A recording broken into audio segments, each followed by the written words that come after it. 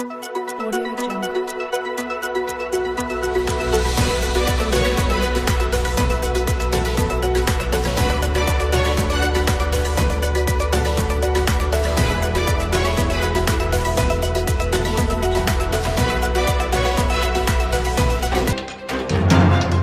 Good day, Luzon, Visayas, and Mindanao. Broadcasting live from the city of Waterfalls, Mindanao. News with no bias, news with no exception.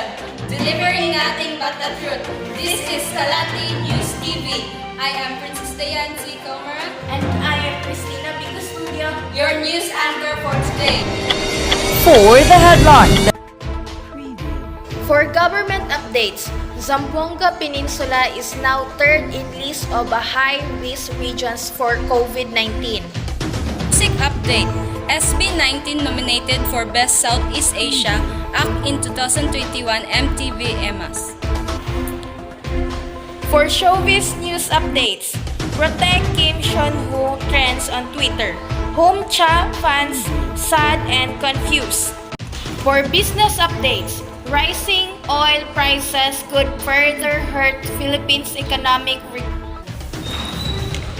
And for sports updates, Angahas drops sparring partners Sultan Pamel's punching bag. For science update, creators of molecule building precision tools win Chemistry Nobel Prize. Let's hear from Mila Custodio about the government's report. Mil?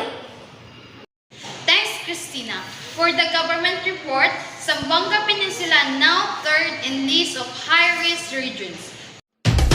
For a region that once had one of the least COVID-19 cases in Mindanao, Zamboanga Peninsula now registers a high-risk hospital occupancy rate of 71.5%. The Zamboanga Peninsula climbed up the third spot in the list of COVID-19 affected regions categorized as high risk by the Department of Health. It was the third highest next to the Cordillera Administrative Regions 73.7% and Cagayan Valley 71.8% as of October 18. That's all for the government updates. I am Mila Custodio from Kalantik News Report. Back to you, Kristina. Let's hear from Rian Damoloan about the music update.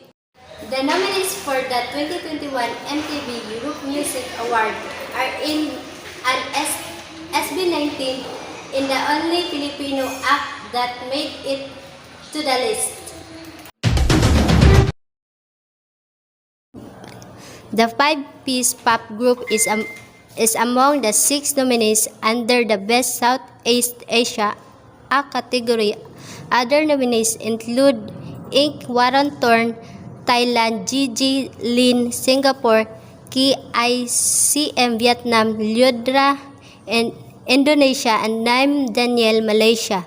The Best Southeast Asia Act Award was added to the EMAs in 2013. Local EMA categories provide viewers and fans the chance to pick the best local act in their region.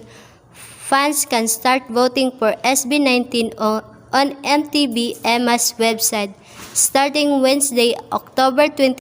That's all for the music update. I'm Dyan from Kalantik News Report. Back to you, Dyan.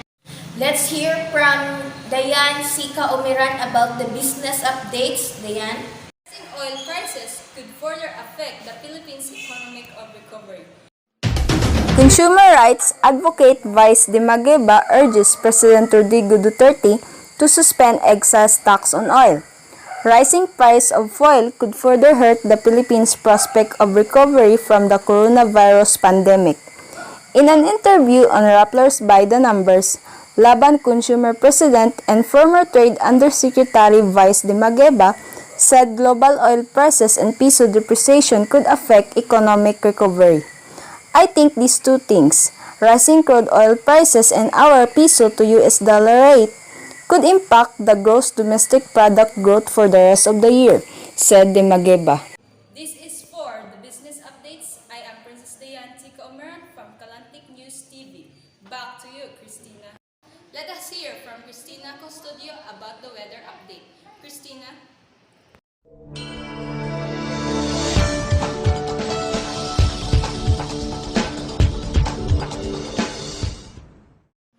Thanks, Dyan. Heavy rains continue to hit some parts of Metro Manila today. This sudden downforce is due to Habagat or southwest monsoon, which is enhanced by a low pressure near in Vietnam. That low pressure won't hit directly the country, but heavy rains are still expected in Metro Manila, particularly in Pasay and Taguig. Now, the western section of Luzon will also be affected. Includes Ilocos Region, Bataan, Zambales, Pangasinan, Nueva Ecija. Moving to northern Philippines, the Visayas and Mindanao will also be under cloudy skies, moderate rain showers. This area includes Iloilo, Boracay, Bacolod, Cebu, Bohol, Attu, Leyte, and Samar. Now in Mindanao, Zamboanga Peninsula and northern Mindanao includes Cagayan de Oro will be also under light moderate rain showers, while Davao and General Santos will under isolated rain showers. Now, there is no storms in the Philippine area of responsibility, but we should always be prepared. Remember, last year the Habagat left a massive trail of devastation in Metro Manila and parts of Luzon. We hope that won't happen again. Pag-asa expert says 1 more storms this month and 10 to 15 more storms within the year. And that was the latest weather forecast from Kalantik TV. I'm Kristina Custodio. Back to you, Dyan. Let's hear from Nelson Pasco for sports updates. Ancahas drops sparring partner Sultan Pamel's punching bag.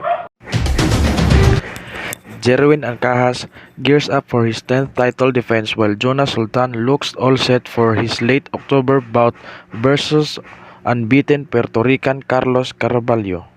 Jerwin Ancahas put a young phenomenon to his knees while Jonas Sultan left a dent on the heavy bag. The former rivals turned friends are doing well preparing for their next fights, particularly Sultan as he would be battling unbeaten Puerto Rican Carlos Carvalho on Saturday, October 30 at Madison Square Garden in New York City. Carvalho should pose a threat as he has knocked out all his 14 opponents thus far. This is Nelson Pasco from the Kalantik TV. Talk to you, Kristina. Let's hear from Princess Quinaquin for showbiz updates. Princess? This is your secret celebrity news. This is Showbiz News Update. Fans of Kim Soo-woo took to social media to air their disappointment or support towards the South Korea actor. After he made a public apology on Wednesday, October 20, following rumors that he had forced an ex-girlfriend into having an abortion. He was seeing her with good emotions. In that process, he hurt her due to the careless and inconsiderate actions. Soo-woo, one of the stars of the hit Netflix K-drama series Hometown Cha-Cha-Cha. Online, sentiments varied between distress that Soo-woo had possibly done something terrible, and assurance that Soo-woo was only human and would eventually pick himself up again.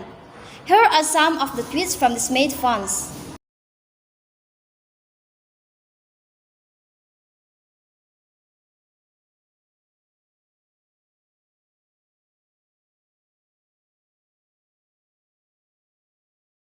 I am Princess Quinaquin from Kalantik News Report. Back to you, Dyan. Let's hear from Arnel Arcayan about the science update. Arcayan? Creators of molecular building precision tools win Chemistry Nobel Prize. They win the prestigious prize for their development of asymmetric organocatalysis, a new and ingenious tool for molecular building. German Benjamin Lee and Scottish-born David Macmillan won the 2021 Nobel Prize in Chemistry on Wednesday, October 6, for developing new tools for building molecules that have helped make new drugs and are more environmentally friendly. Organic catalysts can be used to drive multitudes of chemical reactions, the Royal Swedish Academy of Science said in a statement. Using these reactions, researchers can now more efficiently construct anything from new pharmaceuticals to molecules that can capture light. This is Arnel Arcayan. Back to you, Dyan. That's all for today's news updates. News with no bias, news with no exception, delivering nothing but the truth. This is Kalantik News TV. I am Princess Dyan, Caumeran, And I am Kristina B. Custodio. Thank you and mabuhay!